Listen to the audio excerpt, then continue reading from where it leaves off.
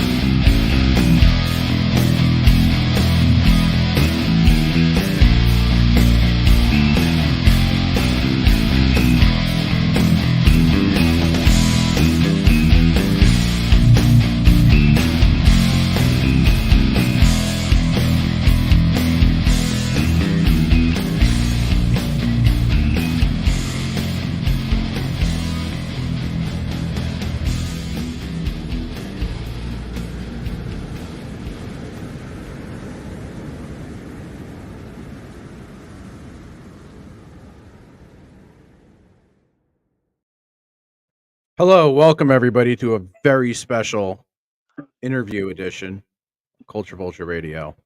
I am, of course, I, of course, am Connor. I am joined by the Jewish and Elon Mudd.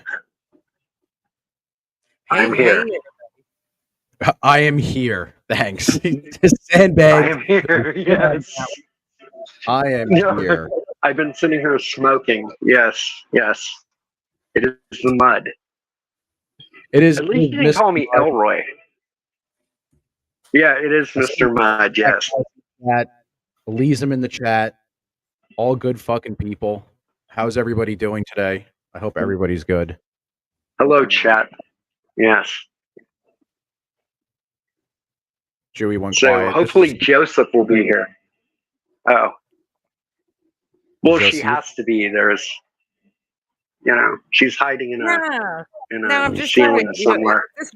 This show's not about me. It's about Elon. So I'll pipe in when I have something, mean that I want to say to him. But other than that, you guys...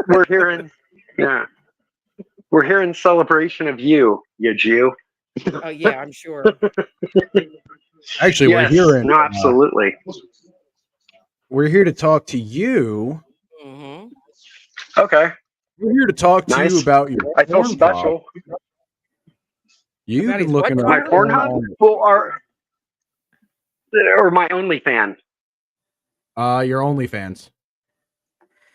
Okay, no, my only fan. There's only one person that's willing to pay. Yeah, and I had to pay that person to join, so technically, it's just an only, I guess. So It's yeah, just it's this comic book. Yeah, Dude, that's I'm pretty hacking my sad. cigarettes. So it is. Right. Well, I live a sad and pathetic life. Like I'm kind of like Obi-Wan Kenobi without the dope beard. And yeah, I'm sort of, just in the desert doing a whole lot of nothing. But I am creating a comic book called The Plunger. And it's in my opinion, and I might be biased, but I think it's pretty badass. pretty So, badass. yes. Yes, So sir. shortly before Yeah, absolutely. we went live, I was doing the pre-show checks and all that stuff and making sure volume was great. And you actually Right. gave me Me- the most harrowing, fucked up background on this comic and its creation and its birth till Yes. now. And Mhm. So, yeah. yeah. I felt like shit after Well, hearing that. I was like, basically, Christ. yeah. No, I was in a motorcycle accident. I lost one of my testicles. And when that happened, no. No, I have actually had a hell of a year and a half. I've lost some really important people in my life, and I had my identity stolen. I had all this shit happen. But in that year and a half, for every loss there was a gain. And a great way to, articulate this is like every time I took a really heavy kick in the balls, there was like somebody like Skunk. Okay. And if you don't follow him, he's on X. His name is skunk_artworks. One of the most amazing artists I know. He decides, well, hey man, I'm going to paint this guy's character and I'm going to send it to him from Germany and I'm not going to charge him a thing. And whatever you want to do with it, you do with it. So for every kick in the balls there was like that, there was an amazing person, fortunately, thank God. And I can only thank God for this, stepped in and kind of did something really great. And it kind of kept my spirits up. So through all this, I have kind of kept a somewhat positive outlook. And I'm moving forward. I finally finished this damn book and it's launching on June 23rd. The reason I chose June 23rd was when I was a kid, I was fat, largely ignored by girls. But June 23rd, so June 23rd, 1989 was when the Batman movie came out. And then it's also somebody that I love very much. It's their birthday. So I picked those 2 days I combined that and that's when the comic's going to launch. So, yeah. Feel free to ask questions, guys. Is it going to be, are you doing physical copy or is this something that's going to be released digital? Okay, I'm going to do a digital version, which will be the lowest tier. So if you come in at we haven't decided yet. It's going to be $3 to $4 for a digital comic. The floppy is only going to be between $7 and $8. I'm still waiting back in a couple quotes before I figure out exactly what I'm going to charge. So realistically, I'm not like one of the bigger, creators where they're like, hey, you're going to get this for $25. You're going to get this for $30. I'm coming in way under that. So it's going to be about 7 or 8 for the comic. It's going to be about 10 for the shipping. And if you're outside of the United States, I recommend that you get the digital version just because the shipping is going to be super expensive. So, yeah, shipping out of the States sucks. That's like one of the big kind of, problems with crowdfunded comic books. So, there is that. So, and the artwork you sent me for this was extremely well done. Thank you. Yeah, no, dude, I have, like I said, I'm sorry, And you cut out. What was that? Elon I don't know who Skunk, your pencilist is, your artist. Thinker. Skunk he did some of this artwork, right? Yeah, he did the painting, and he did his own kind of version of it, because his plunger has eyes and black gloves. So he did that version, which to me, again, it was skunk. So however the fuck he wanted to paint it, I'm okay with that. Like, I'm not gonna be like, well, hey, the plunger doesn't have eyes. No, that's his version. I love the man. I love the painting he sent me. So it will be that. And then if you do follow comics, there's really just amazing person. She's an up and comer. Her name is Irene Strakowski. You can find her on X. Her name is Renee Draws. She does the comic book called Fiendish. She did the Barbarian cover for me, which is on X, and she just put out Fiendish 2.5. I got her to do a cover. Skunk did a cover. I did a cover, and then Irene Portillo and Lost Lenore did a cover. So Irene Portillo did the line art, and Lost Lenore did the colors for it. The interior artist is this fucking fantastic guy named Rich Ayala. He did a comic called Roach Balls, and he did the interiors. So, yeah. Not to brag these guys up, I'm just really, everything is fantastic and amazing with these people. But literally, like when I say that, it's heartfelt, and if you look at their body of work, it speaks for itself. Okay, where did you come up with the idea for a plunger or the plunger? Okay. Where does this start from? Okay, Because okay, well, I was on something called mescaline, and I was. I'm kidding. awesome. I was in a park. Yeah, I wish. DMT. It was this thing, and I saw these robo elves. No, I was actually in a parking lot. Yeah, what are they? The robot elves or whatever everyone sees on DMT. Well, that didn't happen. I would like to pretend it did, but I got to stay honest, for the kids that are listening. I was in a parking lot, and there's a guy named Richard C. Meyer. He's done quite a few comics. He has a YouTube channel, and he was doing a comic book, or he was doing a stream about Marvel. Okay, so at some point, Marvel got pissy because the police, the military, and plumbers were using the Punisher logo as like kind of a call to arms. So, you got these cops, these military guys, and these plumbers apparently that are using the Punisher skull, and they got pissed and they changed the skull.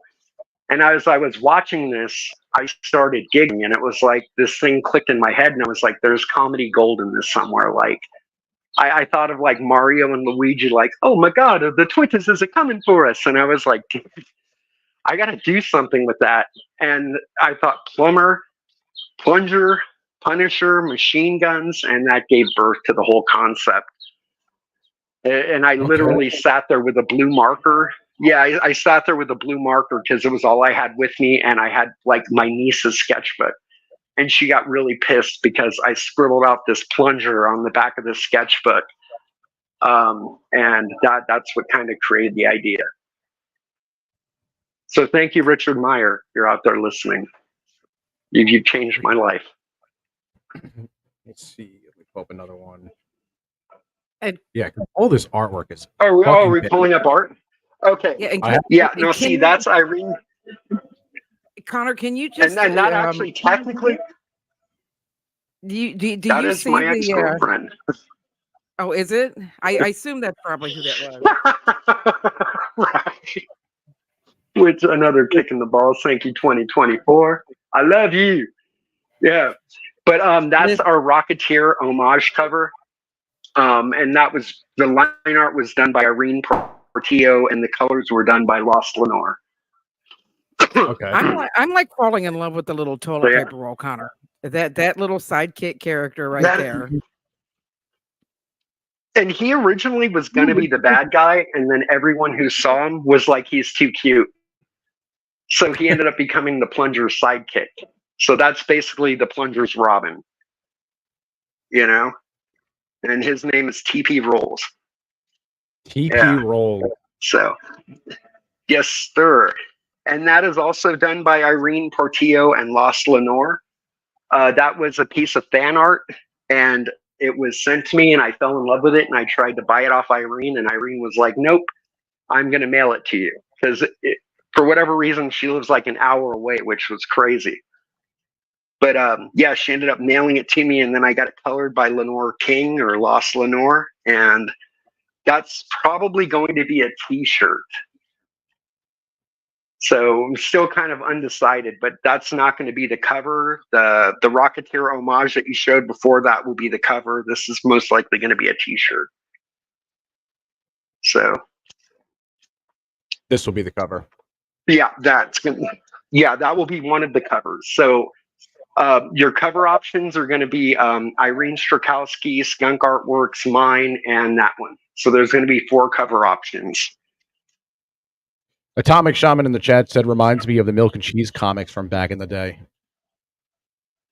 That makes sense. Okay, because let me just say this: like, when I was coming up as a teenager, my mentor was a guy named Craig Allison Storman, Craig A. Storman. He ran a comic company called Blue Comic Press out of, or Blue Comic Press, I'm sorry, out of Manhattan.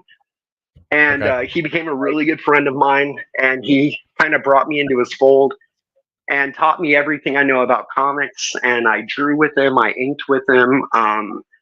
You know, because of him, I was published with guys like Stan Sakai and Stephen Hughes. Stan Sakai was the creator of Usagi Yojimbo, the rabbit from the Ninja Turtles, the samurai rabbit. Stephen Hughes was the guy that did Lady Death and Evil Ernie. So my artwork's been published in comics with them because of Craig. I got to Ghost. I helped him ink a couple Razor comics for Everett Hartsoe out in Britain. And I didn't get credited for it, but I definitely worked on it, and I definitely got paid. And yeah, he was a great guy, and he died at 59.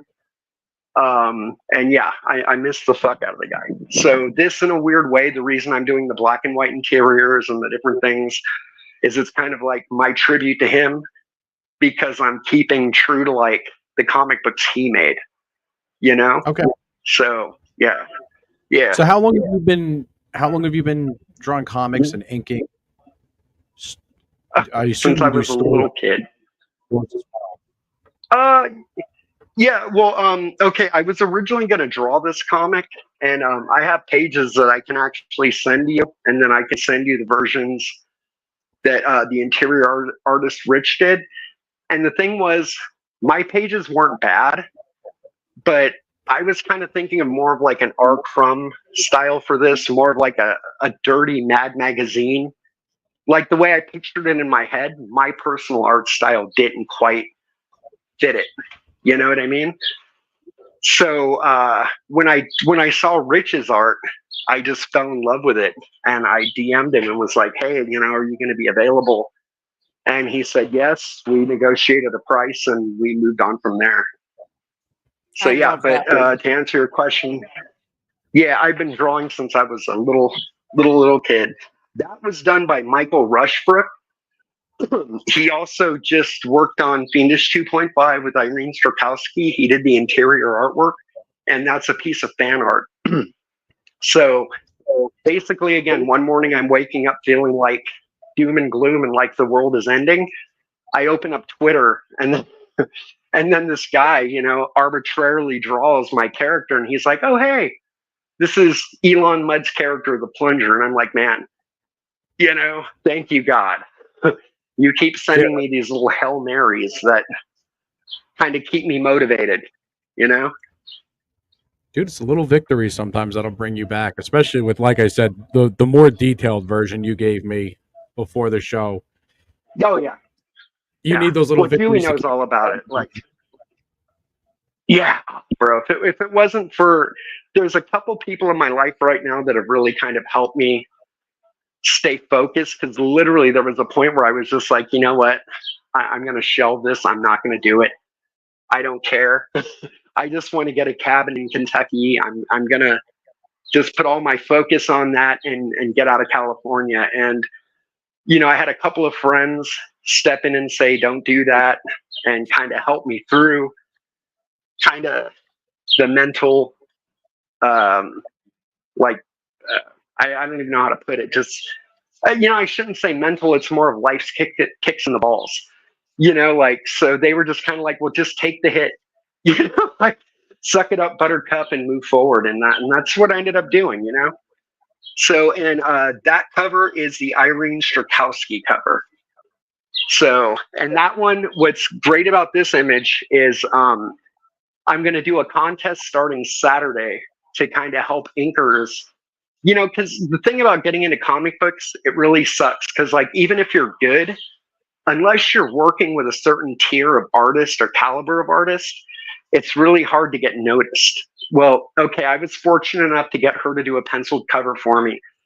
So what I would like to do is, if you're an up and coming inker or if you're a semi-established inker, you can ink this drawing. We're going to put it to a vote. The winner gets a cash prize and gets printed. And then you get to throw in your resume that, hey, I got to work on a nice Irene Strakowski piece. So we're going to do the inking and coloring. So it'll be 2 separate contests on that. So if you're a colorist that's trying to break into the biz or get noticed, this is your chance. If you win, same with inking, you're going to get put on the cover, you're going to win a little cash, and you're going to get recognition for it. So I assume the way that's like my little way. Oh, I'm sorry. What was that? I said I assume the way they enter this contest is by going on your Twitter itself. Yeah. Well, what they're going to want to do is I'm going to put the high resolution file on Twitter so that you've got like a high resolution version of the drawing. It's complete. You download it. You either print it and ink it, the old school way by hand, or you do it digitally. Then you send it back to me, and then we're going to put up a contest, like basically a poll. So anybody on Twitter that follows me or anybody that doesn't, that wants to vote, just finds the poll, they vote for their favorite inker and colorist, and that person wins. So now, you're also doing another contest or you're doing a giveaway as well, right? Am I wrong? Yes, sir. That? And actually, well, thank you, Connor. That's perfect, because this is what I am doing. I had what I call the unaction figure printed. So I had a 3D sculpt done. I had them printed. So we have a 7-inch plunger action figure, and I have 15 of them. And my plan is right now, if you want to win one, you just sign up for my mailing list. And on the 23rd, we're going to pick a random email address, and whoever that is wins one. For every for every week of the campaign that the comic book runs, give you all kinds I'm going to of also winks be giving for all away 15. one. I'll give you all kinds And you of winks should for wink all at 15. because All 15. I'm very handsome. my mama says I'm good looking. No, you should all give me winks. Yes, but okay, I got to drop the list really quick. But yeah, so I have these action figures, and there it is. Yeah, with Predator, which is like one of my dreams is to do a Plunger versus Predator. But yeah, that's the 7-inch action figure. It's made of resin. It's really cool, and we're going to be giving those away. So, yep. Sweet fucking deal. And that's also, you said your mailing list now. Is that on your Twitter too, or is there a certain website? Yeah, you can find my pin.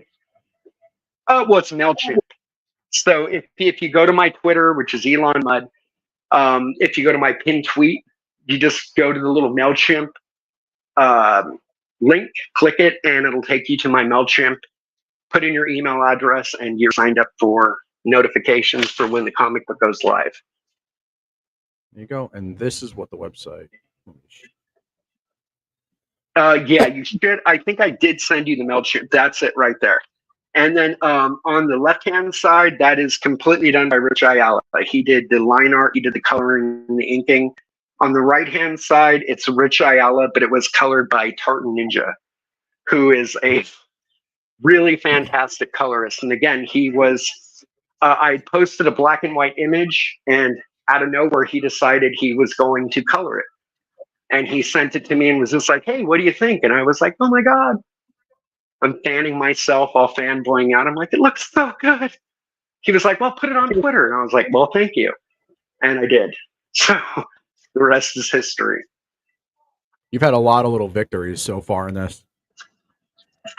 Oh, dude, you have no idea, man. Like I said, had it not been, there's Skunk. That is Yeah, that's Skunk's painting amazing. right there. That is really fucking awesome. And you know what's so funny is early on, I knew a lot of people that had comic channels. So I was reaching, on YouTube. So I'm reaching out to them, via like Facebook and different things. And I'm like, hey, I'm doing this comic. I'd really like to come on and talk to you guys. This is some of the art. And they were like, wow, yeah, it's kind of like a comic about a plunger, but who's that artist? And every one of them, they're like, does he have an Instagram? And I'm like, yeah, he does. This is his Instagram. And they're like, yeah, we don't really want to talk to you about your stupid plunger comic, but I'm going to go follow that artist, man, and talk to that guy. Which to me, again, I don't care. Like, I love Skunk to death, and he's probably one of the best people I know as far as like just the level of support, and just he's been one of my rocks, man. I love that guy to death. So I sent for the guy because he's just super talented. That's not simping. If somebody's helping you out like that, they're doing it for you for free, and like, that's not simping. That's just being a. Dude. Oh, bro, such a great guy. Because I think in an odd way, what I'd like to think was he sensed I was going through some things just based on talking to me, and he decided that, hey, I'm just going to do this, and I'm going to make this guy's day, and he did, and he absolutely did. That is a page done by He seems really humble too. Yes, ma'am. Oh, dude, he is just the best. And you know what? I keep telling him I want a Leonidas painting, but he won't do it. So if you guys are out there and you happen to be on Twitter, find skunk_artworks and tag Elon Mudd and put Leonidas. And just bomb him with these things. Because if any, dude, I would love to see this guy paint Leonidas. But because he's just so, great. And he just, he's working on a children's book right now, which if you've seen the artwork, it looks fantastic. And he's doing this because of his kids. And then he also did, oh gosh, why can't I think of the name of the comic? I was just on stream with him. Broken Compass did it. Magnificent Bastards. He did the Clockwork Orange cover, and there's an option. So if you want to go look them up, you can get the Skunk Artworks cover, or you can get the T-shirt with it. So you get a T-shirt with his art on it, and then Bob did some of the cards, and they did a really great job with that comic. Alex Jones is in the comic. So's what's his name? Steve Irwin, the Crocodile Hunter. They both make appearances in this comic, and it's really weird. If you're a fan of Seinfeld, they have a Seinfeld scene where they have Newman, but he's fuming. So he's like a sperm dressed up as Newman with all the other characters flanking him as Seinfeld characters. But they're Broken Compass, and they're doing some really cool stuff. And their comic's called The Magnificent Bastards. So, I'm sorry, I was trying to. Yes, sir. So with this comic, is there a preview? Like, is there any bit of a storyline that you can give us? Is this redemption that he's getting? Okay. Is there? Yeah. Well, the elevator pitch, it's a kind of odd elevator pitch. Because I'm a huge fan of movies, and there was a movie called Airport that was really bad. And then some guys that made a movie called Airplane came along, and they optioned the rights, and they made the movie Airplane, which is satire. It's a complete comedy. It's some of the best lines in movie history are in this movie. It's got Leslie. I decided to go that route. Yeah, Leslie Nielsen's in it. It's a great movie. So what I decided to do was take the plot to Death Wish 3, which was mainly a guy. Okay, I'll give you the plot, but my version of it. The plunger is returning from the military. He was in the service, and as he gets home, he gets a call from his brother, who's a cop, and he's like, "Hey, the streets are they're getting wild. The gangs are taking over. I'm in over my head. I need your help." So the plunger goes back to help his brother. Gets home, finds his brother dead, reunites with his childhood friends, and becomes a vigilante to avenge his brother, basically. Please So tell me if you ever do an that's audio. the plot. version of that. We are. Please tell We me are if you ever do. actually. Please tell me Yeah. you're Well, going my to do friend, a dead guy. Yeah. No, my friend, a dead guy, and I are gonna at the end of the summer.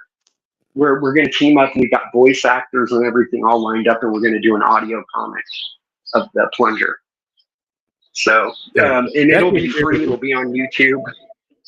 The Death Wish series is one of Yeah. my favorite fucking series of all time, so I look forward to reading this. So you know Death Wish 3 then, right? Which to me is the only Death Wish, but Nah, and it follows. It takes a. What's her name? Lawrence Fishburne gets shot in the fucking face. That's funny as shit. Yeah. Oh, dude.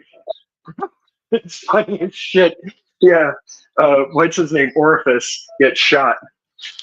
Yeah. Well, I say Orifice. His name is. What was his name?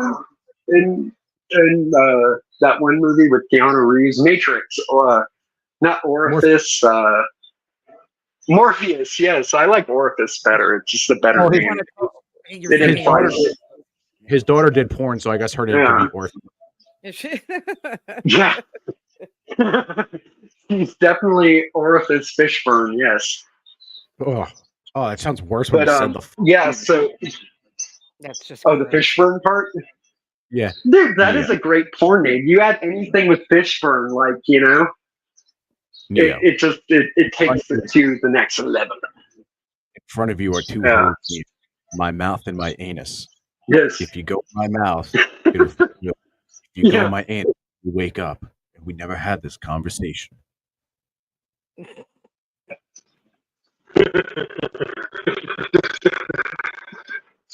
I don't know which hole I picked. That's a tough one, man. Do I get to become Neo and fly and stop bullets? And yeah, that's a tough one. Because either way around, you get a hole. So there's the win. Then it's just you take it in the ass. You would take it in the ass, so you could have superpowers. You're not taking it. That's the whole thing. Is you're giving it to him. Are you going to put your dick in his mouth? Well, here's the thing. I'm over 40, so I've already had something inserted in my rectum. Not by choice. It was like, well, you got to get tested for this. And it's like, do I? And they were like, you kind of do. You're 40. The doctor was like, bend over and so.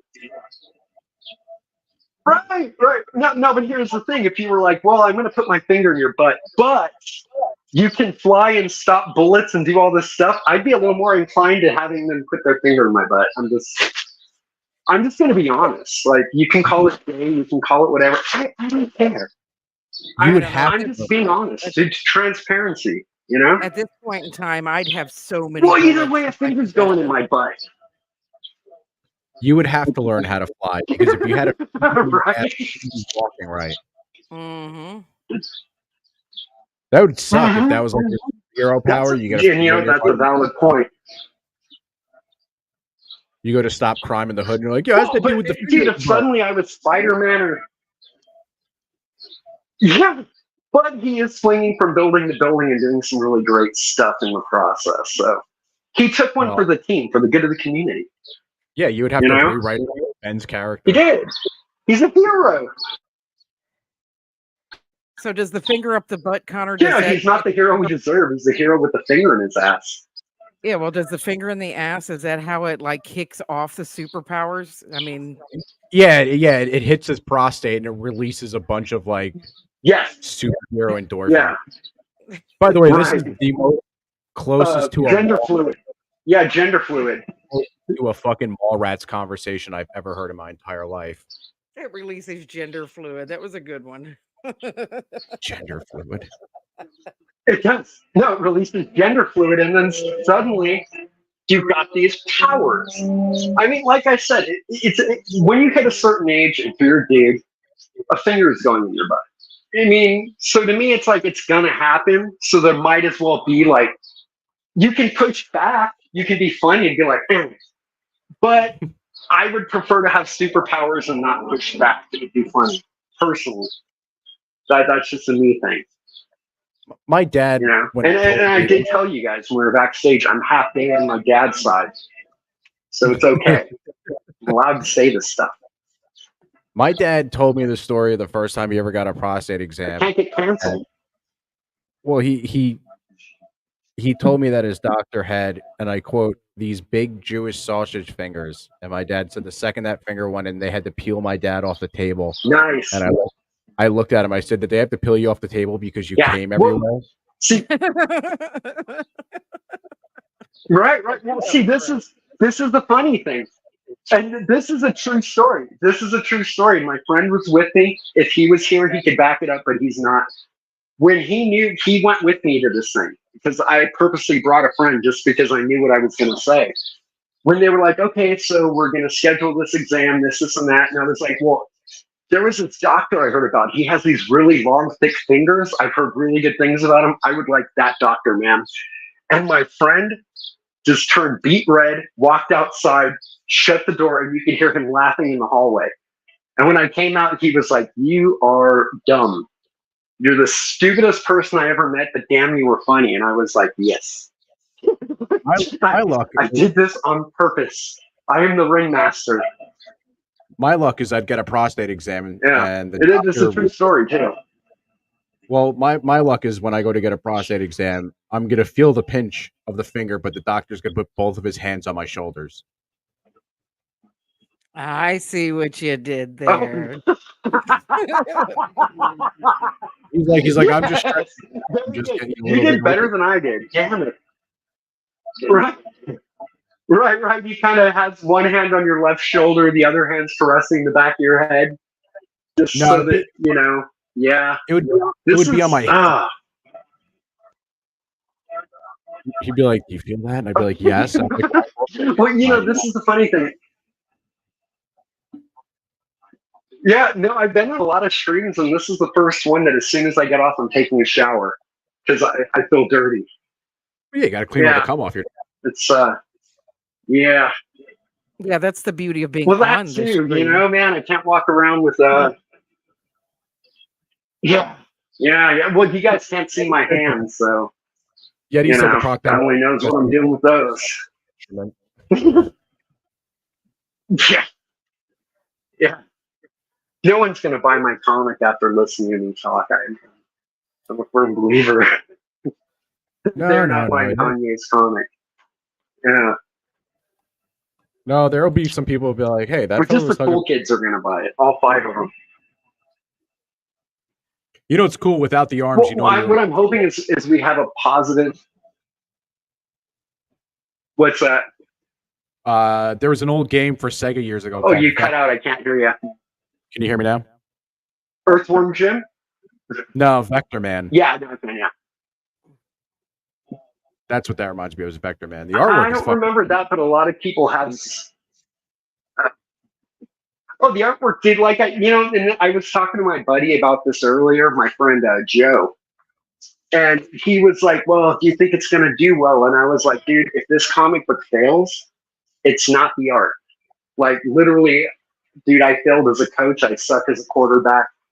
If the comic book underperforms, it's going to be my fault. And I'm well aware of this. But, you know, this is the truth of it. Well, if it doesn't sell, it's misogyny, bigotry, and racism. Yeah, it's all those goddamn. So I'm going to push that.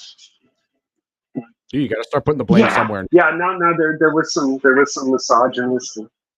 Oh yeah, no, for sure not. Well, it's 40-year-old white men, because I told them flat out when I started creating this. This comic book is not for you. So if they don't buy it, well, it's not my fault. I didn't have anything to do with it. You know. And it has nothing to do with my gayness and everything else. But yeah, so if the comic fails, it's on my shoulders. So I'm pleading to the world, buy my $7 comic. If you want to sell it, you got to put a fucking rainbow lapel on it. I like it. I was thinking about that. It. You know? Well, this is the fun thing that I can tell you. In the second comic book, the Social Justice League is going to be in it. Okay. So you can expect to see characters like the Undocumented Manhunter, Victimhood, Misgender, and characters like that in the second book. So it's going to be a hoot and a holler. Yeah. Misgender's a Now, great I name. don't think a lot of Democrats are going to buy the book because they might take it personally. Oh yeah. That's where the gender fluid thing came from. Because we're still not sure what it is, but we're pretty sure she's going to have gender fluid. So, yeah, it's Fucking interesting. hilarious. But yeah, the comic book is very much. Well, the comic book does have its dark moments. It has its gross moments, but it's definitely satire. So it's made to laugh. So if you're not ready to kind of get a little emotional and laugh at like some stupid stuff, the comic's probably not for you. Like if you're looking for Superman, this isn't your comic. So even though I laugh when I read most of the mainstream comics now because they're so poorly written, but yeah, if you're looking for a straightforward superhero comic, this isn't yours. Like that's yeah, you got to kind of come into this expecting it's pretty absurd and a little out there. There's a lot of Naked Gun-esque humor in it.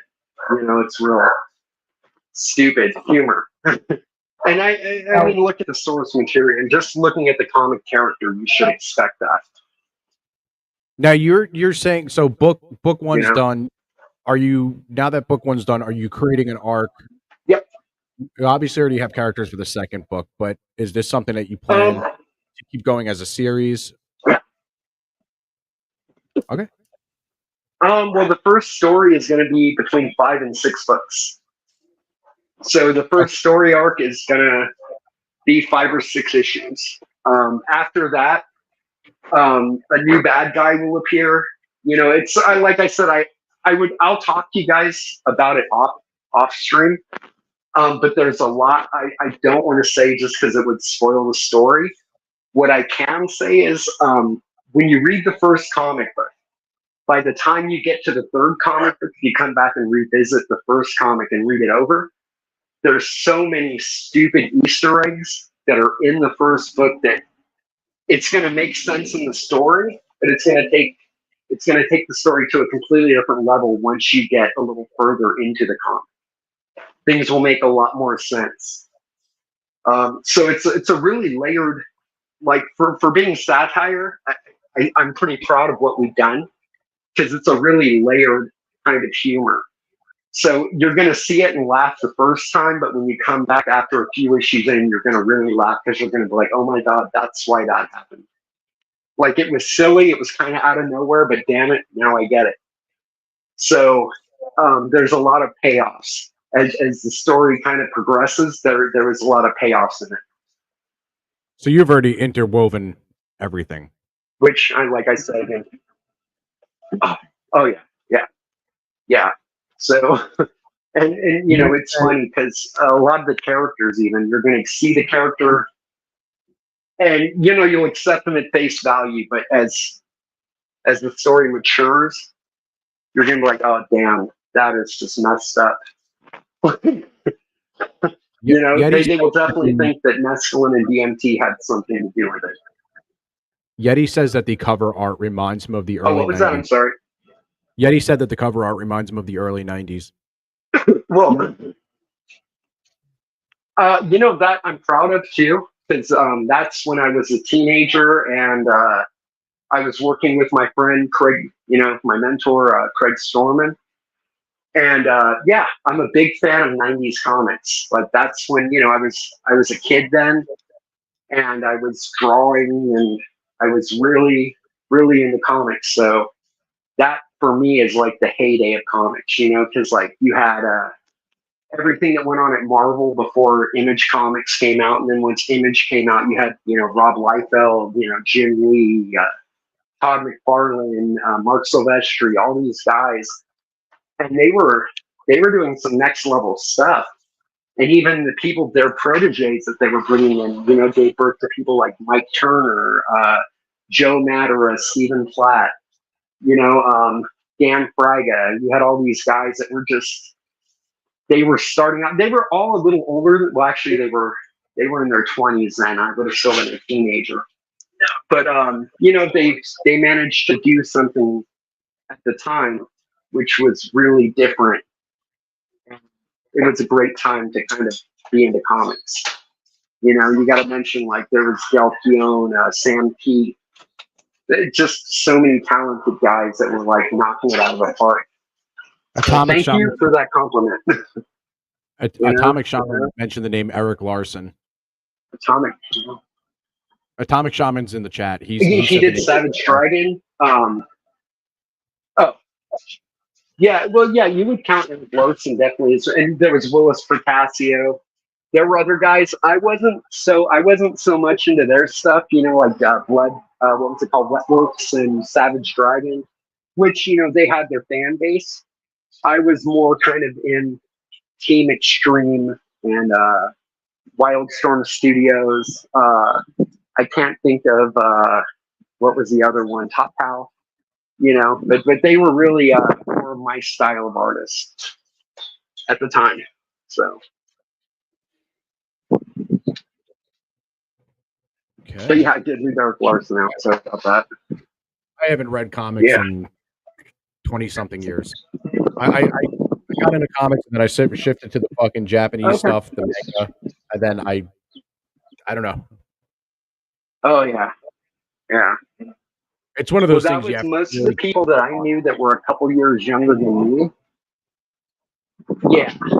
Well, I mean, anime is the same way though. Like every year you've got a new hit anime or a new hit manga. You know what I mean? Like or anime manga, depending on if you read or watch it. But yeah, they're constantly evolving, and the truth of it is they're beating the Western artists. Like, I mean, if you take like something, for example, like One Punch, okay, or not One Punch, what's One Piece? I was singing One Punch Man, and yeah, but like One Piece, they've been around since somewhere in the 90s. Between their creation and now, they've generated more money than Batman has between 1939 and today. And if you think about that, 1939 to 2024, you know how big Batman is. Right, Batman has been a huge cash cow.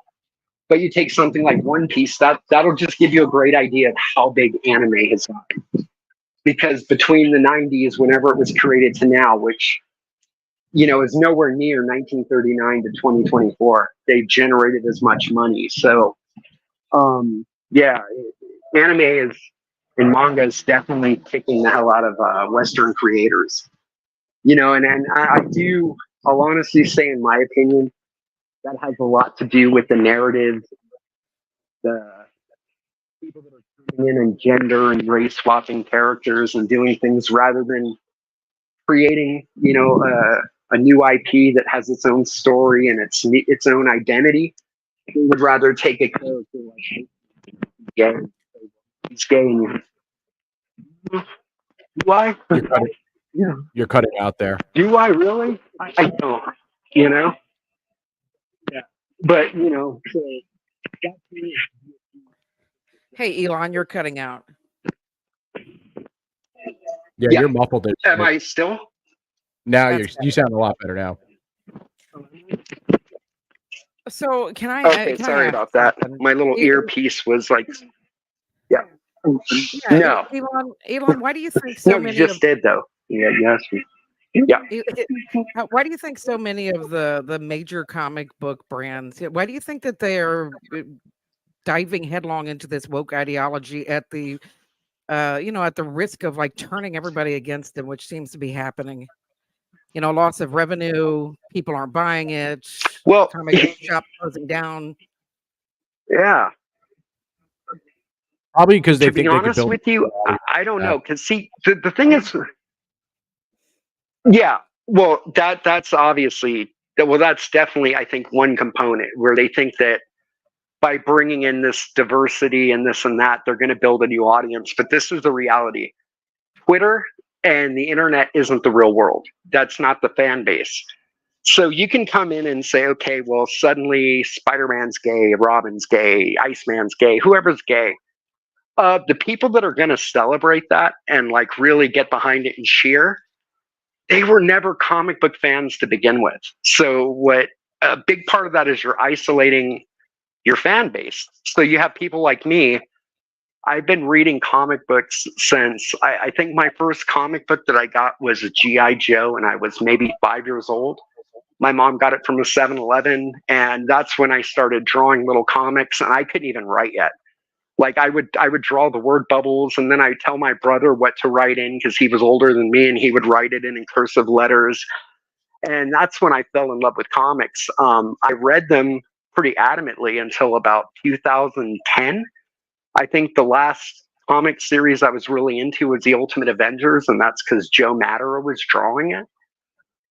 That's when a lot of the change started to come, and a lot of people in the industry just felt like they needed to shake things up and create this new audience, and all they did was isolate their fan base.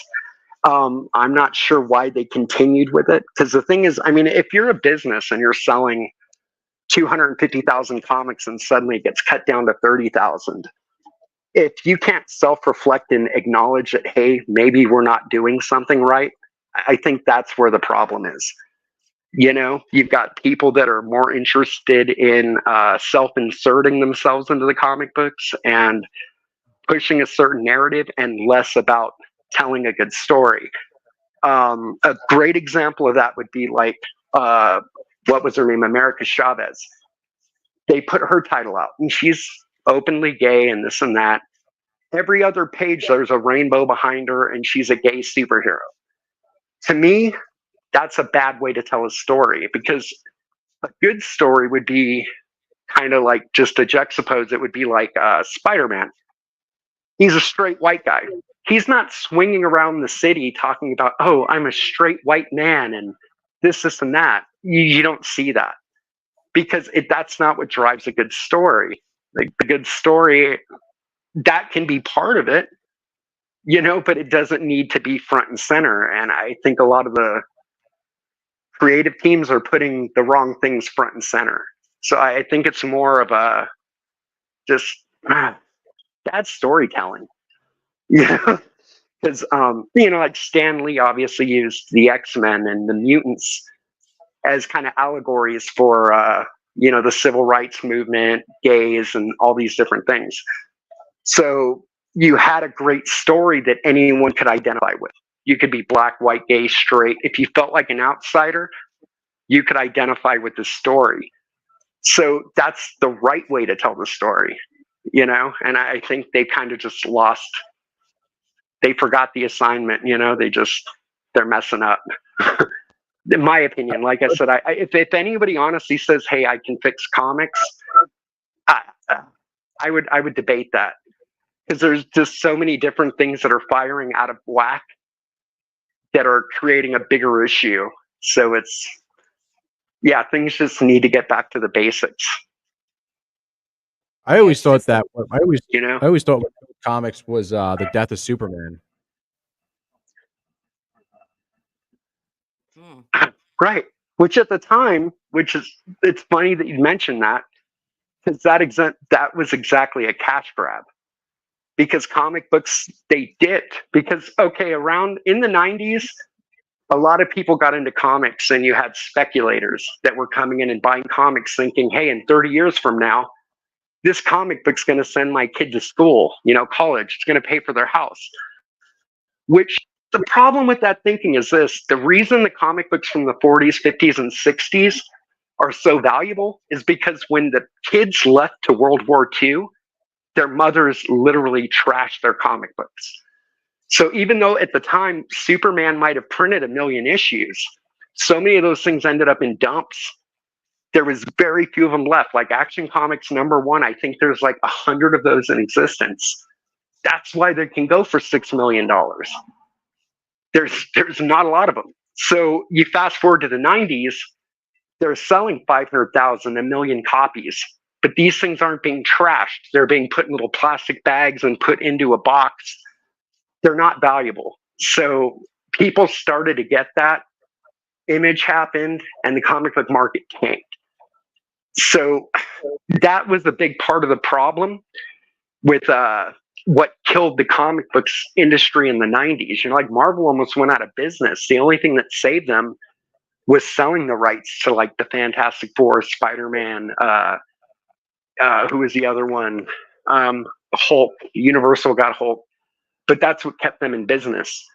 So a lot of what killed comic books in the 90s was the speculators.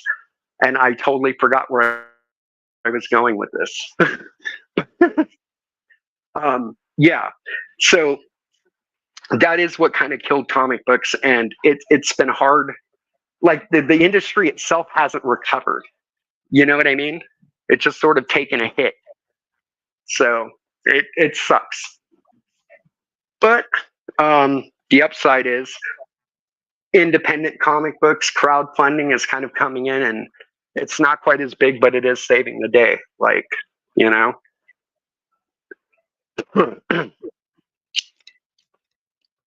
It's crazy how much some of these people can raise from Kickstarter and shit like that. It like even Yeah, Eric July. Eric July, Ripa. Yeah, well, I just that Yara, whatever it is. I'm not a huge fan. I got nothing against him. Just like, you know, I got nothing against a lot of guys. I don't get into those camps or those cults because it's not going to affect my. It doesn't. It's not my thing.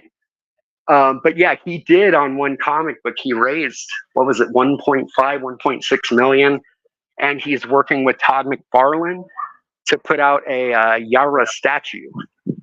So I mean, he's doing, you know, he's making boss moves, and I mean,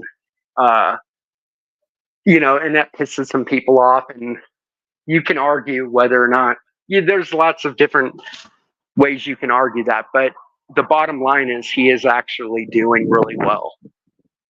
You know, especially if 1.5. If you were to compare like what I'm going to do versus him, dude, that's unheard of. That's one of those things that is an outright, like, it's great for the industry is what I can say as a whole.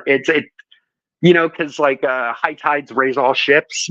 So I mean, if he's bringing in fans and people that wouldn't normally read comics, and suddenly they're buying books and they're open to you know, invest in other people's campaigns. Yeah, it has the, you know, it gives everybody an opportunity to find to create that new fan base that everyone's been so hard up to find. So, you know, hats off to him, dude. You know. Yeah, the only thing I didn't like it. I'm not gonna. I have no dog in that race about what's going on with that whole thing. The only thing was that live action trailer was fucking bad. Yeah, same. There's no reason for a live action trailer for a comic. Was it bad or like badass? No, it was bad. Well, see, this is where the fanboy in me is going to disagree, because, like, you know how I'd mentioned I've been, you know, into comics since I was a little kid in the 80s. Mm-hmm. The one thing we were waiting for all these years was for technology to catch up to accurately depict the heroes. Because like Spider-Man, we had a 1970s Spider-Man.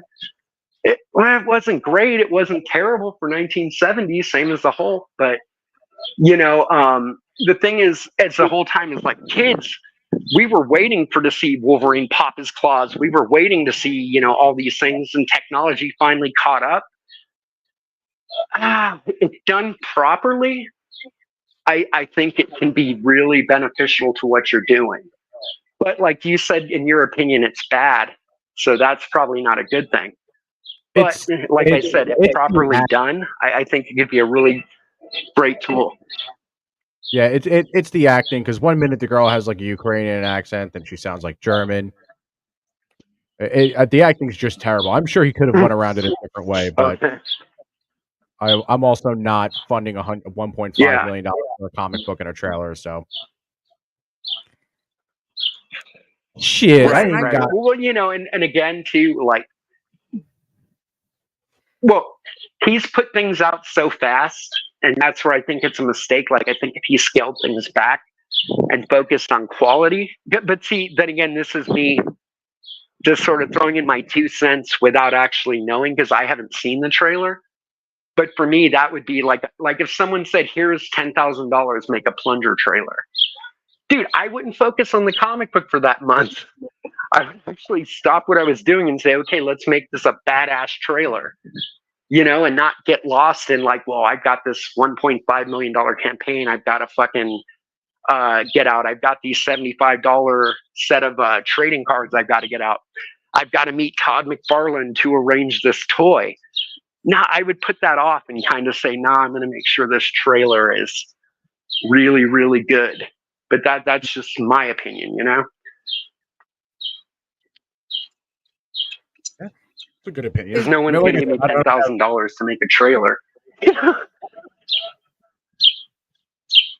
I also don't. Sorry. What was that? No, I was reading the chat for a second. I also don't have the okay ambition to go out and make a trailer for anything. I mean, yeah, well, I wouldn't have that. That's not my tool. Like, that's not my tool set, Yeah. But that's also too, like, when you decide, hey, I'm gonna jump into a different media, you make sure that the people that are put in place know what they're doing. Because if it's not in your set of tools, you got to find people that are definitely equipped to do that job. You know what I mean?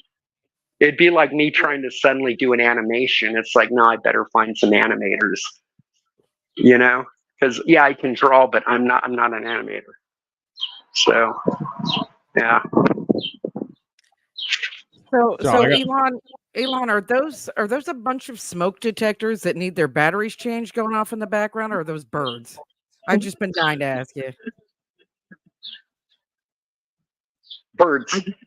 Yeah, birds. Sorry. Yeah, they're birds. I can break out the Red Ryder BB gun and start shooting them, but I prefer not to. I like the birds. Animal abuse stream brought to you by Budweiser. Yeah. Yeah. Real men of Red Ryder BB guns shooting little birds. Yeah, but it's just funny too, because every stream I do, that becomes a thing when they're like, where the hell are the birds coming from? And it's like, right here. But I'd rather be where I am, to where you hear birds, as opposed to being where the Chihuahuas are and you hear them, because they're little hellions. There's 3 of them. So I just hear something come up to you in the background. He's like, hey, fucker. Are you going to take me out on a fucking walkie? Someone take me out on a fucking walkie? Stop fucking Yeah, well, they are Chihuahuas. They're definitely Latinos. So yeah, they're from Chihuahua, Mexico. Yeah. Little cartel members. Pretty much. They will, they'll dismember you and leave you in the middle. Part of that Sinaloa gang, Elon. Hi, Dr. Cringe. Yeah. Oh, yeah. Hey, hello, Dr. Cringe. Are you a real doctor, or are you just saying that? He's a real fucking doctor. Nice. Doctor of sexuality. Prostate doctor, because you came in at the wrong time. Yeah. Dr. Love. Yeah. Every time I call him, he's like, it's Dr. Cringe. What are you doing, baby girl? I knew it. I knew you both were nice. Danny, I need some of that in my life. Hi, Danny. How drunk are you, Danny? Because what time Danny. is it? He's 6'6". Uh-oh. No. It's 12 o'clock somewhere. 7 p.m., which means Danny's been off work. Hold on, Danny, don't say it yet. Danny's been off work 5.5 hours. He's had 12 lions. He's had 12 lion's head or about 8 Guinnesses. I'll let him put that answer in the chat because I know him pretty well. Did you say he had 12 lions head or Guinness? No, lion's head. He's probably gotten 12 heads. Oh. He said he's fucking hammered. Yeah. Yep. Yeah. Fucking hammered, bud. Nice. His life is far more interesting than mine. Yeah. Yes, CK. Because I'm functioning right now on monsters and cigarettes. What are you in the fucking Wait, army? what did I do? You know, CK, who's in the I am. chat, said that, oh my God, wait, did he really shoot the birds? I said, yes, he just shot the birds. I did. Yeah. I His did. security I did. camera footage I'm not going to tell you what I shot him with. Yeah. Yeah. Because those birds got a dose of man nano on them. That's all I got to say. They got a Filthy dose of birds. fluid. Yeah. Oh, you're so gay. You're so gay. Danny said, "Nah, hey." Yeah. Danny Hey, said, "I I had." didn't say that the birds were boys.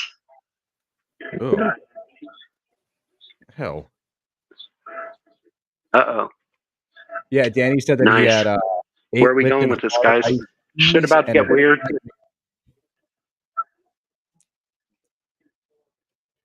Drunk Damn. Danny's a fucking Danny. How the hell are you still functioning, guy? Yeah. Because his life is dope and he does dope shit. Danny, you're a thug. He's a bug thug. Kanye. Yeah. He's constant. That's a Kanye quote. Yeah. Danny's So constantly. Yeah. Danny's a dude, I love that quote. Danny's a friend of yours, right? Like, yeah, real life friend, right? Yeah. So, when Danny says that he has had a mixed drink with all types of alcohol, does that mean he's had one of those, fancy mixed drinks, or is he just putting in a bunch of fucking alcohol in a glass? I'm gonna say the latter. Okay. I'm gonna say the latter, unless he had a Long Island iced tea at a bar before he went home. Figured he was a madman. Wow. Yeah, he's a psychopath. So Cool he had dude. to pre-drink drunk. Nice. All right. Whoops. Yeah, I don't know. You just heard me walk into that, but yeah. All right, let's start wrapping. I got shit I got to do. And I'm sober. That's fun. That sucks. All right. Sounds good. I really enjoyed this. I enjoyed looking at all the artwork. High functioning. Thank you. Yeah, drop the link in the chat. You said what was the release date? You said What June was that? 23rd. Release date for the comic is June 23rd. Yes, sir. June 23rd. June 23rd. Yep, that'll be when the campaign goes active. Okay. And go on so just Twitter, a few follow, weeks, or a couple weeks, actually. Mm-hmm. Go on Twitter, follow Elon Mudd. Also, like and subscribe to this shit show on YouTube or Rumble. I don't fucking care if you do or you don't. But yeah, thanks everybody for joining us. I had a great time with this. I have to go upstairs and do a bunch of stuff. I don't care if people fucking follow me or not. What am I gonna do? Put a dildo to their head? Give them head? Terrifying. Yeah, I would. I'm gonna dress up like a clown. You might get followers that way. If you don't subscribe to this channel, you're gonna wake up at 3 a.m. and I'm gonna be standing in your doorway dressed as a clown with a big rubber dildo. Well, there you go. Dude, remind me to unsubscribe because that sounds fun. Yeah. Now you're speaking my language, bud. Unfollow. Alarm clock. 3 a.m. Yeah. 3 a.m. Yeah. And I think Trippy's is Trippy going live now? Trippy's going live. Toasty with the Mosey is going live as well. With a solo show. Put the links in the chat if you have them. Actually, you know what? Let me see. I'll find links too. I'll drop Toasties. I almost said that with like a fucking really terrible fucking. I've got Trippies. I almost said that with a really terrible fucking Westchester accent like Bam Margera. Yo, fucking go check out Toasty, bro. Nice. But yes, anyway, thank you everybody for joining us. Elon, thank you for coming on. Joey, always wonderful. Thank you. Oh, there's a lot of fun. Thank you. All right. You're welcome. Everybody, to you soon, Elon. Yep. Everybody have a great night. Hit me up on Twitter. Bye-bye. Have a good night. Good night, guys. Good night.